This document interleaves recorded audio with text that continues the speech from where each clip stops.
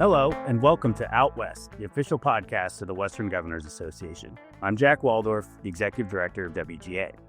In June, Utah Governor Spencer Cox became chair of the Western Governors Association. His chair's initiative, Energy Superabundance, Unlocking Prosperity in the West, will explore how states can expand energy production, transmission, and storage to meet rising demand and achieve true energy abundance across the region. In this episode of Out West, I sit down with Governor Cox to talk about the inspiration and vision behind his new initiative. You'll also hear from WGA Policy Advisor Emy Pelsmaeker, who spoke with Emy Lesofski, Director of the Utah Office of Energy Development, about the breakthrough technologies that Governor Cox and the state of Utah see as potential game changers in the energy space. While the Energy Superabundance initiative will examine strategies for advancing several sectors of the energy industry, the first workshop, which was hosted by Idaho Governor Brad Little at the Idaho National Laboratory, focused on nuclear energy. To close out this episode of Out West, you'll hear from John Wagner, the laboratory director at INL, who spoke at the workshop about the recent resurgence of nuclear energy. Together, these perspectives offer a comprehensive look at how Western leaders are shaping the future of energy in the region. To learn more or to get involved, visit westgov.org. Without further ado, it's my honor to introduce the 18th governor of the great state of Utah, Governor Spencer Cox.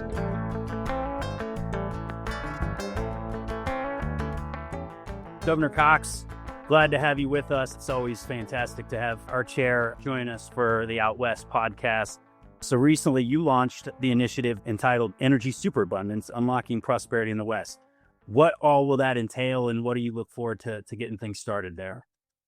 Well, thank you, Jack. We're so excited. Look, this is an interesting time in our country. We know we have an energy crisis right now, and we're in an energy arms race with China and other countries across the world. We desperately need more of everything, and we feel that the Western United States is poised to really lead this energy revolution. And so the idea behind this superabundance agenda is to look at all forms, but specifically we'll be focusing on nuclear. We're seeing a nuclear renaissance across the globe, but especially here in the U.S. and in Utah, we're excited about that. There will be a focus on transmission and storage. We desperately need to upgrade our transmission infrastructure here in the country. And battery storage is a game changer when it comes to things like solar and intermittent forms of power. Just a lot of interesting things happening in that space as well. And then we want to look at the innovation side when it comes to other forms of energy production. So we've got really cool projects happening across the West with geothermal and hydrogen, and looking at ways to use technology to clean up the coal that we're still burning and make it even more viable. So I just think there's so much happening in this space that it felt like the right time for us to bring in our industry partners and share what's happening, and so we can learn from each other and really lead the world when it comes to a renewed emphasis on energy production. That's fantastic. Thanks, Governor. So abundance has become the popular buzzword. In true Governor Cox fashion, you took it up a notch and you said superabundance. Can you talk to us what that means to you, and especially as it relates to energy development? Yeah, well, I like to say that we were doing abundance before it was cool, and we're really proud of the great things that are happening here in Utah, obviously. But the term superabundance actually comes from a book that came out before abundance several years ago, written by an author here in Utah. And the idea behind superabundance was that human knowledge is the thing that makes stuff more abundant.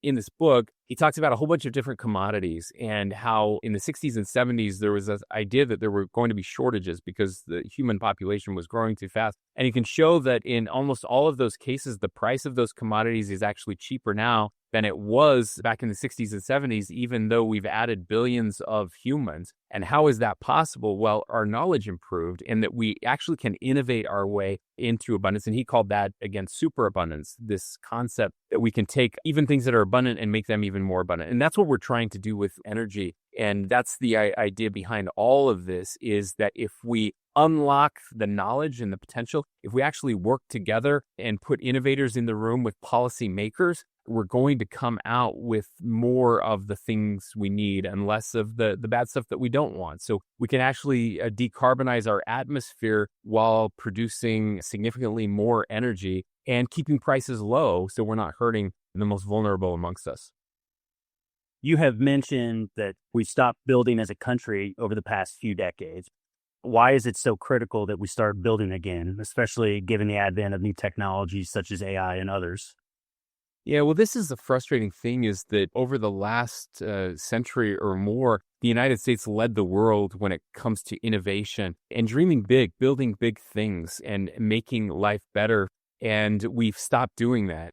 Now, I will talk a little bit about the book Abundance, a left-leaning book, some things I disagree with there, but Ezra Klein and Derek Thompson do a really good job of laying out the problem, something we've been arguing for a decade plus here in Utah, that permitting and the red tape, the hoops we have to jump through actually aren't making life better. It's doing the opposite. It's making it impossible to do the things that will improve whatever it is you want improved. So if you're an environmentalist, we can't build green energy projects because of the red tape that we put in place, all in the name of trying to clean up the environment. It's now having the opposite effect. If you have a true abundance agenda, you know that we want to lower the price of housing. We've got to build more housing. And yet we can't do it because of decisions that we have made, governments have made, that have made it impossible to build the things we need to build. And so now we're getting the worst of everything. We're actually making the environment worse, and we're not providing more of the good things that people desperately need to live their lives. So we believe that those are false choices and that we should just stop making those false choices, that we can build transmission lines, that we can build safe, clean nuclear energy, that we can have cheap, abundant energy and conserve a beautiful place to live and raise our families. I really want to dig a little deeper into your inspiration, both as a governor of the great state of Utah, but also a Western governor. So can you talk to us a little bit about what inspired you to choose superabundance in this realm as your chair initiative for the next year? Yeah, so this is something that I believed in for a long time. I've spoken often about, and we've seen the results. Again, getting rid of these false choices and having an abundant mentality. I've had some great conversations with my fellow governors. A lot of this comes out of a project we started in Utah over a year ago that actually came out of a conversation that I had with Governor Doug Burgum, a great Western governor who is now leading the Department of the Interior for our country. And we had started to see requests come through on our grid for some data centers that were huge. I mean, requesting energy production unlike anything we had ever seen. So the entire state of Utah runs on 4 gigawatts of power, and we had requests for 1.5 gigawatts of power, which is just insane. We've never seen numbers like this for data centers. And so he and I were two of the first governors to actually start to see this. We started talking about it. What can we do? And I launched something called Operation Gigawatt, which is a plan to double energy production in our state over the next few years. We've been anxiously engaged in that. We've passed several bills in our state legislature. And what we realized was that we could do this in Utah, and that's great, but we're all being impacted by these big projects. Even if we didn't build any of them in Utah, the price of energy would still go up because they're buying power off of the open market. And that's going to drive things up. And so this is more than just a Utah problem. It's certainly a regional problem as our grids are interconnected. So when we talk about transmission, it doesn't just happen in Utah. It moves through Utah to other states. To get the price of energy down, we desperately need other states to start producing more energy as well. And we want to help each other do that. So I don't care if it's red states or blue states. And that's the other thing I would add, Jack, is that what's cool about this is it's not just red states. I'm hearing from blue state governors as well, and they agree with 95% of the things that we're talking about and proposing here. So I feel like we have this, I don't even know if it's generational. I mean, the last time we had an opportunity like this was in the 60s and 70s, where there's a bipartisan willingness to do something big, and there's the capital involved to do that. These are the largest companies in the history of the world that have billions of dollars to throw at this problem. And if we can align the monetary, the fiscal piece of this and fix the regulatory piece of this, now we need our federal partners as well, but if we can do this together as a region, we're going to flourish as human beings, win the AI arms race, the energy arms race that is happening out there, and provide abundant jobs and innovation for our kids and our grandkids. I love that you specifically referenced the regional challenge. I mean, we talk all the time at WGA that what makes us a unique organization is, we often tackle unique regional challenges, but also provide unique regional solutions. So I'd be curious from your perspective. I know you talked about your fellow governors, both from red and blue states, but why WGA is maybe the venue that we can tackle this issue on your behalf and take some of the ideas and areas that you've been focused on in Utah and take that regional and maybe even being a national model. So can you talk about maybe why WGA is suited for this kind of challenge? Yeah, there's several reasons, but of course, WGA is the only regional governors organization that still exists in a form that is functional and productive. And we're so lucky to have it because we do have unique challenges in the West, but we also have unique opportunities. The abundance, again, of federal land, that's been a restraint in the past, but we have a federal government that's actually willing to work with us on this. So it really unlocks some new opportunities for us, especially on the nuclear side, the transmission side, to dream big again. WGA also has the partnerships that we need to make this happen with our corporate sponsors and partners who have been so great in this space where we do work together to solve big problems. We need those energy producers. We need those companies that provide transmission across the state, the new battery entrants into markets who are going to help us understand the possibilities of energy storage. So WGA brings all of those together. And again, it puts governors in a room together in a bipartisan way. And governors are, many of us would argue, I would argue, that we're the only elected group out there that's actually doing things at a national level, where we are working together, where we're still trying to solve problems. We always say that potholes aren't partisan. We solve problems and we don't care who gets the credit. I'll steal an idea from a blue state governor if it's working. I'll steal an idea from a red state governor, and we have a lot of fun with that. And WGA makes that happen. And then the last part is we just have staff. In every state, we're limited in what we can do on our own. And so we need help. And you have some of the best and brightest people in the policy space who can dedicate time to this. We can put together these convenings. We can bring people from all over the country, all over the world together in one spot and highlight what they're doing and learn from each other. So I can't think of a better platform, a better space to unleash this superabundance agenda on the West. Well, you covered a range of issues that this initiative will encompass. And I think what we want to know, and I think what a lot of the listeners may want to know too, is what particular issue are you focused on or maybe of more personal interest to you? Yeah, so I'm really excited about all of it, but I will say the nuclear piece is the piece that gets me the most animated right now. We're trying to lead the country to a nuclear revolution. Again, we've done this in the past, but since 1975, the year I was born 50 years ago, we just stopped building nuclear, and it's too bad. We built over 120 facilities in this country in the time leading up to 1975 in really just a little more than a decade. And we've only built 2 since, I think. China's outpacing us in a big way here. And with new technology, the small modular reactors, the opportunity that is out there to create an abundance of nuclear energy that is cheap and sustainable and clean, there's never been a better time and a safer time for nuclear energy. And so that's the piece that really gets me excited. And we'll be at the Idaho National Labs. They're our partner. I just got back from MIT talking to them about what we're trying to accomplish here. Everybody's excited. The whole industry is reawakening and they're finding new life in the West. You talked about Operation Gigawatt to double Utah's power generation over the next decade. And you signed an MOU with Idaho Governor Brad Little and Wyoming Governor Mark Gordon to strengthen that regional collaboration on energy policy, infrastructure, development, and nuclear energy innovation with the idea of creating a regional energy corridor. Can you talk a little bit about how you think your Superabundance initiative will help build upon that regional collaboration?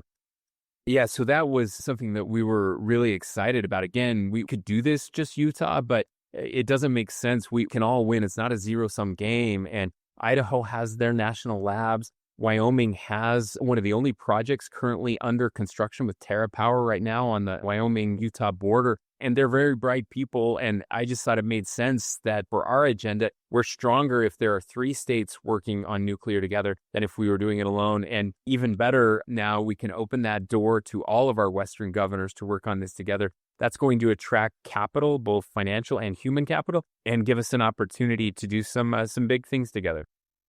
I do want to ask one more question before we let you go, Governor. So obviously next summer, we'll be in the Beefi State for the WGA annual meeting in summer 2026. And as part of your initiative, we'll release a report that will contain the information gathered throughout this initiative, as well as other federal policy recommendations. Can you let us know what your goal is for that report, not just to sustain this year's chair initiative, but perhaps beyond? Yeah, so the goal of that report will be to bring all of the best information that we have, not just best practices, but real solutions for states that are looking to increase their energy production, transmission, and storage. I will just add the one other piece that we haven't mentioned is the workforce piece of this. We need that human capital piece. And so if we can bring all of that to one place, and I would go a step further where we actually have projects underway in these states because of the connections that we're making. We're seeing that starting to happen since we launched this just a few weeks ago. We've had lots of companies reaching out with real tangible projects. We've signed additional MOUs where we're bringing real knowledge and capital together and start building again. If we can start building again in the West and as a country, then we will have met my goals and we'll be far better off because of it. Well, Governor, you've been gracious as always with your time and just appreciate your leadership. We are at WJ in particular are extremely excited about working on this initiative with you and with your team and seeing what we can do over the next year. So just thank you for lending your time and your vision for this Superabundance initiative. It's going to be exciting a few months ahead. We appreciate it. Thank you, Jack. We're going to have a lot of fun together. To learn more about Utah's approach to energy innovation and how it can help seize the opportunities shaping our nation's energy future, WGA Policy Advisor Abby Pelsmaeker sat down with Emy Lesofski, Director of the Utah Office of Energy Development. Their discussion spans technologies from small modular reactors and isotope treatments to enhanced geothermal systems and advanced coal technologies. Abby, take it away. We asked Governor Cox the same question, but heading into this initiative, are there certain topics that you're particularly interested to delve into or themes you're interested to discuss more?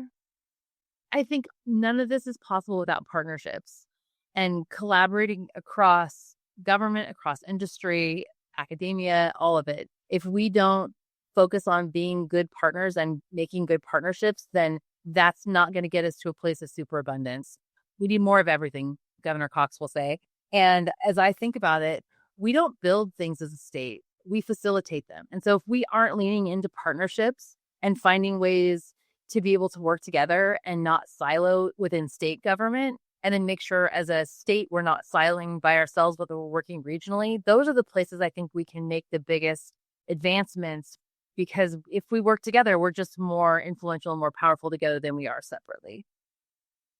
For context, can you tell us a little bit more about what we mean when we talk about energy superabundance and maybe provide us with some data or stories that speak to the need for this initiative right now? Sure.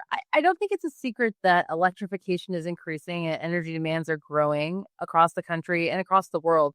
From advanced manufacturing, high computing technologies, and AI, they're integral parts of our lives. And I don't know that people understand how much AI is involved in their lives. If you do a customer service call about something, you're going to interact with AI. If you're making a hotel reservation, if you're working to get your oil change in your car and you're doing it online, AI is a part of everything that we're doing as a society right now. And that means that we need more power to help with that to make our lives easier. So I think when you step back and you say, well, what is the impact of that? Electricity's share of total energy use has tripled since 1950, more than tripled. We expect that number to continue to grow. And in Utah, we're working to make sure that we are ready to meet the moment. And really, it's less about the data right now than it is about preparing for the future. If we don't take action now, we could end up in a situation where demand has outstripped our supply, and then we're really in trouble. So we're seeking to be really proactive with that. And Governor Cox has really led out in Utah with that, with Operation Gigawatt, which was an initiative that is about more than just getting electrons on the grid, but about creating an entire energy ecosystem to facilitate that increase in demand that we expect to see over time. So we're really focused on creating the future that we want with resilient, sustainable, and reliable energy resources, and working on it now, because the governor will always talk about how we are beneficiaries today of the decisions that were made 20 years ago. And we want to make sure that we're setting up our future economy in a good way that we know will be sustainable for them as it has been for us. Following that idea of needing to put more electrons on the grid and do all that we can to generate more electricity and power, where do you see the greatest potential for a breakthrough? What are some of the biggest opportunities for change or innovation that you guys are seeing now? I think when you start looking at the fact that we're in an evolution phase in energy where nuclear isn't new, but the new nuclear and the advances that are being made in nuclear are really exciting. So to me, like the first thing and most obvious thing that comes to mind is SMRs and microreactors. When you think about how they can revolutionize energy generation and delivery, I can't help but think about the rural parts of Utah and throughout the Intermountain West, or really the world, where you have communities that currently don't have sustainable, reliable power. If we get this technology right as a nation, as a world, then that can absolutely transform communities, because it's not just about flipping on the lights, it's about having clean water and all of the other things that make quality of life good for folks and for families. Governor Cox often talks about the efficiencies of stealing good ideas from other states. Are there nuclear projects around the country or even around the world that you and your team are watching closely? Any examples you think Utah could learn from or adapt? Well, I'll tell you, we're watching Utah. So actually, this Thursday at our state lab, we're having a groundbreaking for the construction of a test reactor that a company called Valor is putting in under the DOE authority to achieve criticality by July 4th. So we're actively leaning in on that. They've got some other partners that they work with that are overseas. And so we're watching sort of what their partners are doing on that test reactor site.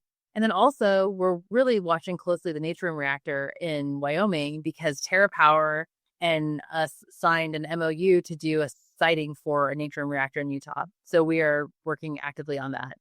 So those are two things that in Utah are happening right now. And certainly as we follow what's happening globally with SMRs, the UK and Rolls-Royce are going full steam ahead on deployment. There's all kinds of different technologies and actions. Westinghouse is working really hard. Like everybody's kind of working and in a little bit of a different spot. Nobody's all the way there where they're flipping the lights on, at least not outside of Russia and China. So we're basically watching our friendly nations and how they are working towards this type of deployment, and we're moving full steam ahead on that deployment in Utah. Before we move on from nuclear energy, I wanted to quickly touch on nuclear waste, because while the promise of advanced nuclear technology has garnered a lot of attention recently, the challenges presented by nuclear waste have been less discussed. How is Utah approaching the challenge, and what solutions are you considering? I love this one. As we approach the nuclear discussion in Utah, we are really looking hard at what reprocessing looks like. How can we take something that still has so much energy potential in it and keep utilizing it until it does not have the same risk that it does when you pull it out of a traditional nuclear facility? So we are really interested in that because we see it as something that is a possibility. And through innovation and research, we can get to a place where we can continue to utilize it. I would call Utah a leader in the medical isotope space. USANA is doing some really interesting work in Utah. We've got folks that are interested in coming to the lab.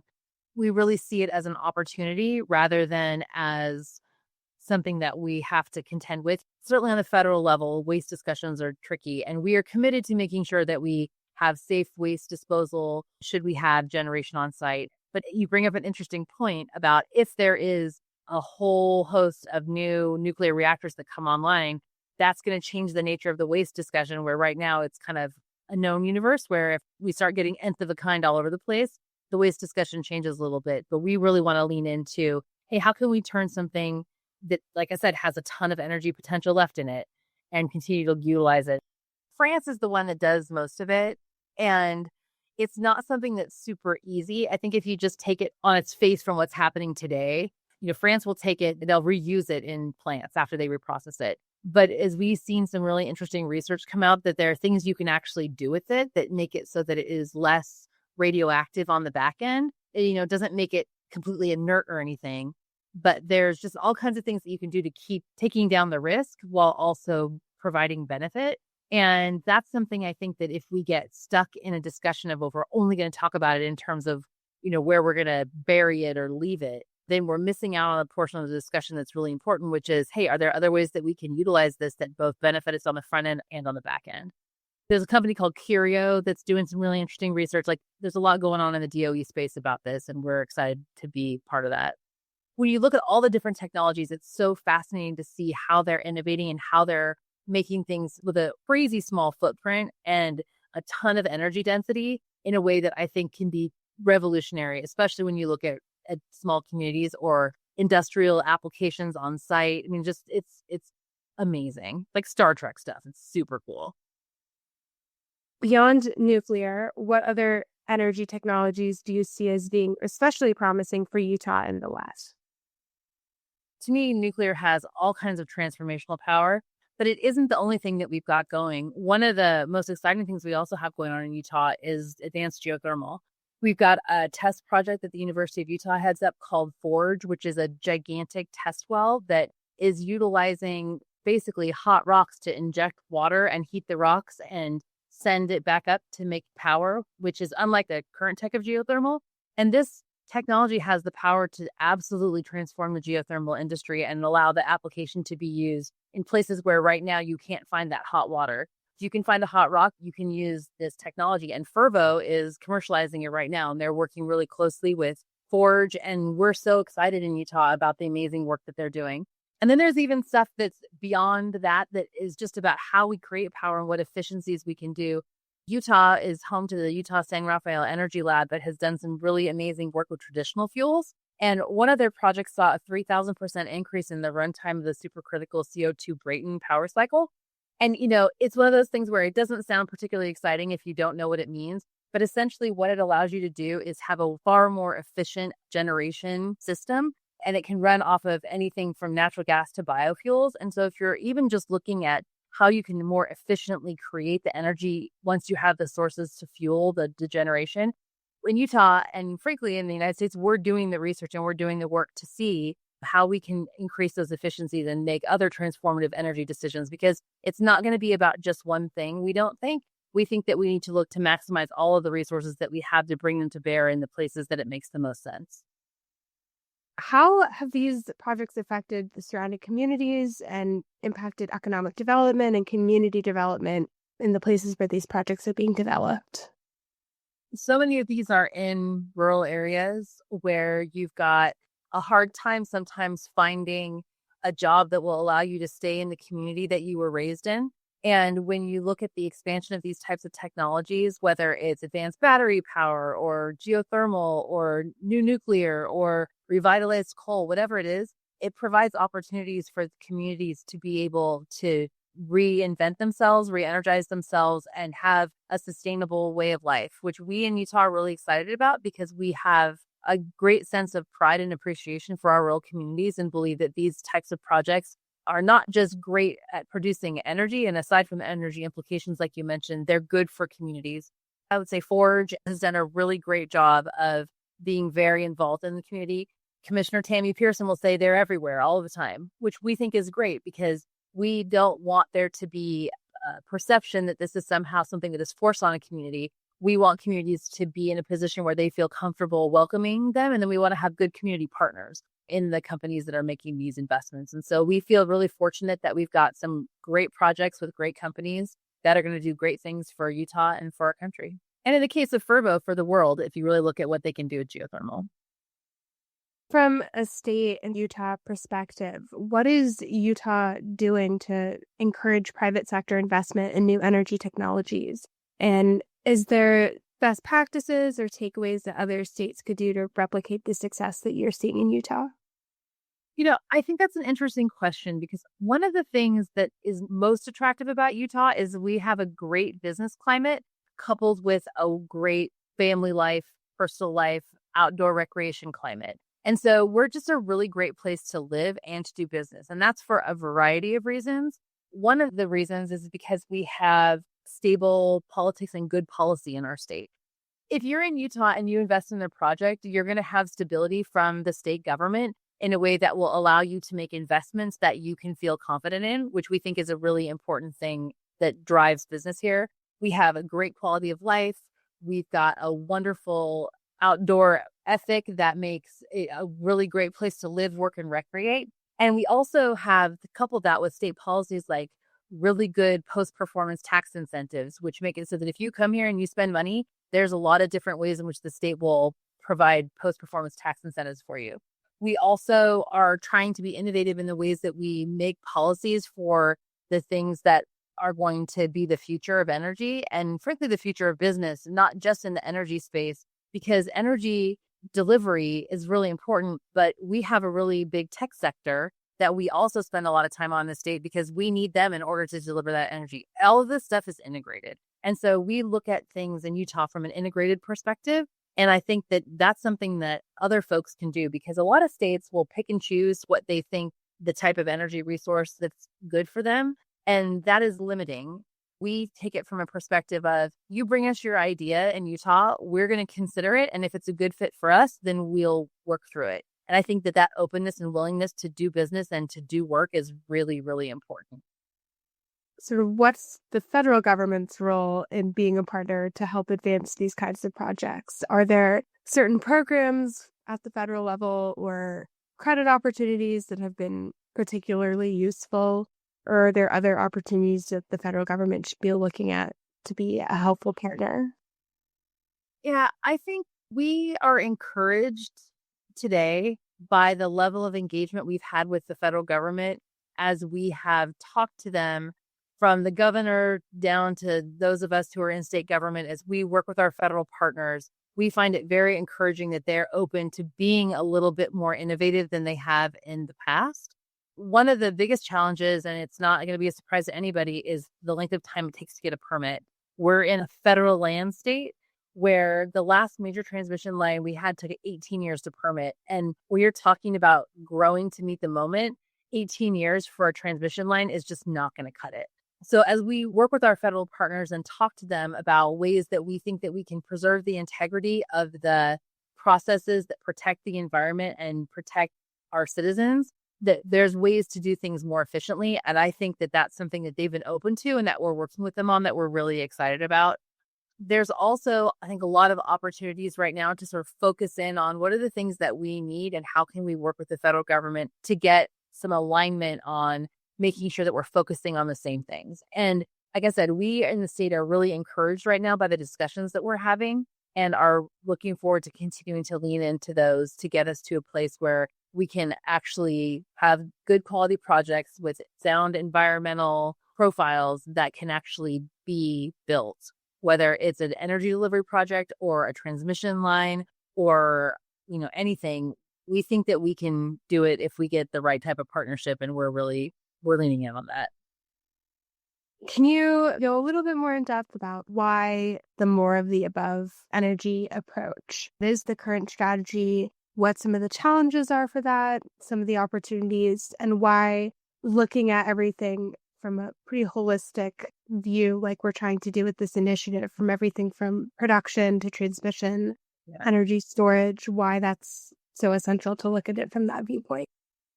I think it's because if you put yourself in a position where everything is black and white and you can only do one or the other, you end up missing out on a bunch of opportunities. We just reject the binary choices here. They are mutually exclusive when you start looking at the different types of energy we have.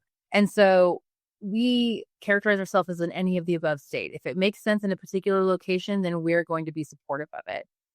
I think kind of going back to earlier where we provide ourselves with the flexibility to do what needs to be done in a responsible way for the needs that we have today and the needs that we're planning for in the future. And, you look at the plans with coal-fired plants, a whole bunch of them were scheduled for nearer term shutdowns. And actually things have pivoted because of increased demand where we're looking at actually more coal power being produced now than we had previously. And so we recognize the need to be flexible so that we can, again, meet the moment because we're really seeing that there is a need that needs to be met. And because of permitting challenges, because of place-based resources, and because of all sorts of things that are outside of our control, we want the flexibility to be able to make the good decision and the right decision in the moment and going forward.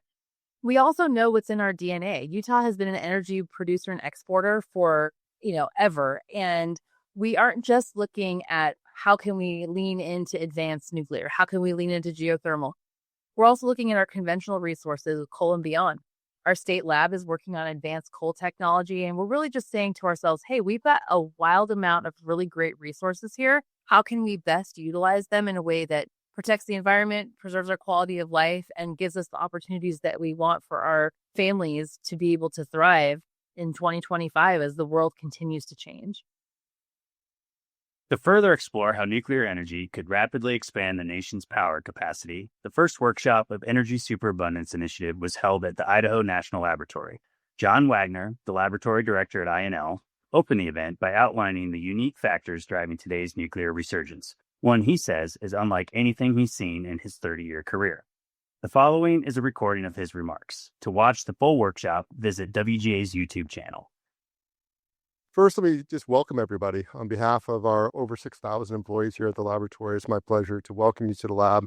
For those of you not familiar, we are a Department of Energy laboratory, and we are the one that's focused on nuclear energy. We do other things, as is described in our vision statement, is to change the world's energy future and secure our nation's critical infrastructure. So that's what we're about briefly.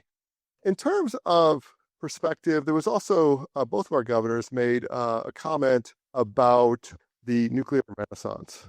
I have been a nuclear engineer my entire career, and we have seen a couple of what I would call false start nuclear renaissances. And so to some degree, it's become a little bit of a cynical sort of joke about, is this a real nuclear renaissance or not? Some of you may not know if you don't work in this space. Before the Fukushima incident in Japan, there was talk of a nuclear renaissance. There was electricity demand growth that was occurring and projected to occur. There were other factors that gave federal government and utilities and others some hope that we would again lean in as a nation to the important attributes that nuclear energy provides to our grid, to our overall energy security, etc. And that did not happen. So rightfully so, when people hear me talk about a nuclear, and I will admit, I'm going to be real honest with all of you, I've been using the word resurgence just because in the nuclear space, renaissance can kind of have people roll their eyes. But things are very, very different now. Okay, so when you think back to like the 2010, 2012 time period, there was federal government interest in new nuclear. There were utilities projecting demand growth, and I'd kind of stop there. How is that different than today? Today, we are projecting massive electricity and broader energy demand growth. Governor Cox and your leadership down in Utah has Operation Gigawatt, identifying that he would like to double the power in Utah by 2035 and triple it by 2050, if I have that right. That is not incremental growth. That is massive growth. We are seeing that sort of massive growth around the country, particularly in the West, but around the country. So fundamentally different growth trajectory that we are on. A lot of it is around AI and data centers, but it's not just that. Some will say, well, what if AI data centers get more efficient? How will they go? So they will get more efficient. There's no doubt about that. We will innovate on those chips and those chip technologies and those data centers. But even so, the kind of projections that we're looking at are dramatic. Other manufacturing, whether it's the new Micron facility in Boise, as an example, all sorts of things like that are happening, what I'd call, broadly speaking, onshoring manufacturing. And I could go on and on about where the demand growth is coming from. What else is happening? Utilities are at a loss for how they're going to meet this demand growth. So they're trying to figure that out as well. And they're not thinking, I need to figure this out next decade. They're thinking, I need to try to figure this out now. And so you're seeing sort of urgency come out of that sector as well. You're also seeing private money flow into nuclear technologies, unlike anything I've seen in my career. I have been a nuclear engineer now for over 30 years. And in that time period, rather than seeing dramatic nuclear growth, what I've witnessed is perfectly good nuclear reactors being shut down because they were not economically competitive in their markets for a variety of reasons. Even that's changed. Now we have utilities restarting reactors that were shut down and intended to be decommissioned. The Palisades reactor in Michigan will restart this calendar year. So these aren't things out in the future either. A lot of times the people that aren't familiar with nuclear would think, okay, yeah, 20 years from now, we're going to do this. They will restart that reactor this year. Microsoft, in a partnership with Constellation, will restart the 3 Mile Island unit in the next couple of years, and other units are being looked at to restart as well, if that's feasible. So things are really happening. Going back to private sector dollars flowing in, I could go on and on about this, but let me just say two things. One, the 3 Mile Island unit that will be restarted is because of a power purchase agreement from Microsoft. Not because federal handouts or anything like that, but because there is real private dollars that need that power. The Oklo reactor that will be demonstrated on our site, that is private dollars driving that. We no longer have a situation where the federal government is driving the investments in nuclear. They are important. Thank you, Congressman Simpson. Absolutely important, particularly for our national infrastructure. But we're seeing private sector dollars drive into these because they see the commercial demand, because they see potential return on that investment, not out of the goodness of their heart. What else has changed? Policy has changed dramatically, and the will of this administration to see this happen. The previous administration was quite supportive of nuclear energy. This administration has doubled down or tripled down. The executive orders that were referred to earlier is a really important example, but not the only example. We are seeing real relooks at Nuclear Regulatory Commission licensing, how that is going to proceed, and the expectations on the timelines for how that will occur. We're seeing other government policies, whether those are environmental reviews, etc. So why is this different? We're seeing an intersection of multiple factors coming together to enable this that have not come together in my entire career. And finally, I wanted to just note, because I feel like I would be remiss if I did not, Idaho National Laboratory is where nuclear electricity was first demonstrated back in 1951. It's where the nuclear power systems that give our U.S. Navy strategic advantage were first developed and tested. And so many other firsts occurred. 52 different reactors were designed, built, and operated on this site. But it's been a while. It has been over 50 years since we demonstrated a new nuclear reactor on this site. And all of that is changing. In the last 3 weeks, we have seen groundbreakings for new reactors, 2 here and 1 in Utah with Valor Atomics down there. And you will see many more. It's all the result of what I just talked about in terms of real actioning happening. This is not new reactors being demonstrated 10 years from now. This is multiple new reactors being demonstrated in the next few years. At the laboratory here, we're trying to help those companies achieve their technology demonstrations, in some case development of the technologies, but also de-risk them. Over the next couple of years, we will bring 2 different reactor test beds online, working with private companies to enable those demonstrations, and so much more. Thanks for listening to this episode of Out West, presented by the Western Governors Association. To learn more about Governor Cox's WGA Chair Initiative and to get involved, please visit westgov.org. Before we end, I'd like to thank Governor Cox, Emy Lesofski, and John Wagner for joining us. We appreciate them taking the time to talk with us, and we can't wait to see where this initiative takes us. I'd also like to thank our initiative partners, a full list of which can be found on WGA's website. Finally, we hope to see you all in Scottsdale, Arizona for WGA's winter meeting on November 20th and 21st. Until then, we'll see you out west.